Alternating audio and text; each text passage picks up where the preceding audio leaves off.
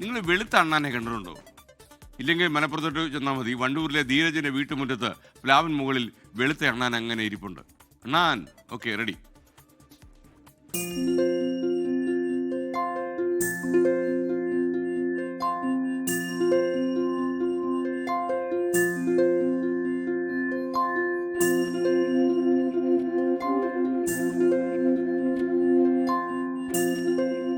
വളരെ വിരളമാണ് ഇത്തരം അണ്ണാൻ. ആയിരങ്ങളിൽ ഒന്നിന് മാത്രമേ ഇത്തരം നിറവ്യത്യാസം ഉണ്ടാകൂ എന്നാണ് ഗവേഷകർ പറയുന്നത്.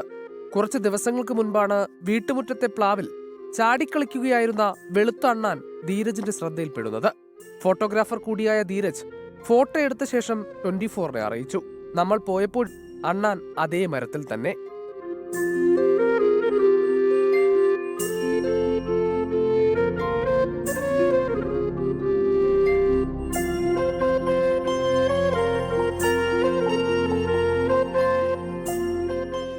ഇത് 2 ദിവസം മുന്നേ കാണാൻ തുടങ്ങി. 2 ദിവസം രാവിലെ ഇങ്ങനെ ഒരു ചായയൊക്കെ കുടിച്ചിങ്ങനെ ഒരു റെസ്റ്റിലിരിക്കുമ്പോഴാണ് കണ്ടപ്പോൾ തന്നെ ഒരു കൗതുകം തോന്നി, ഒരു പ്രത്യേകത എന്തോ തോന്നി.